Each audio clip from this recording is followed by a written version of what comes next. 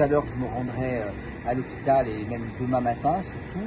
Et là, c'était nous permettre de rencontrer l'ensemble de la communauté médicale, paramédicale, médecins, infirmiers, pharmaciens, psychologues, orthophonistes, pour pouvoir échanger avec eux sur les problématiques puisqu'ils sont en première ligne, notamment vis-à-vis de l'épidémie de chikungunya. Effectivement, il y a à peu près 100 000 patients qui semblent avoir été atteints. C'est difficile d'avoir des chiffres exacts puisque aussi beaucoup de patients qui ont les symptômes, avec notamment la température, les douleurs articulaires, ne consultent pas vraiment, qu'il y a une certaine résistance à la vaccination. Donc je crois que c'est important aussi, et je compte sur vous pour pouvoir aussi diffuser l'information, que toutes les personnes de plus de 65 ans peuvent avoir accès au vaccin gratuitement, que les 18-65 ans qui ont des facteurs de risque peuvent aussi avoir accès à cette vaccination et que les vaccins sont disponibles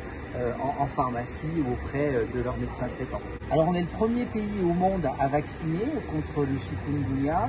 Vous le savez qu'on a eu les recommandations de la Haute Autorité de Santé que début mars. Ensuite, il fallait laisser le temps de fabrication de ces vaccins et qu'on a acheté toutes les doses qui étaient sur le marché disponibles, puisqu'à l'heure où je vous parle, nous avons à peu près 100 000 doses de vaccins qui sont vraiment disponibles.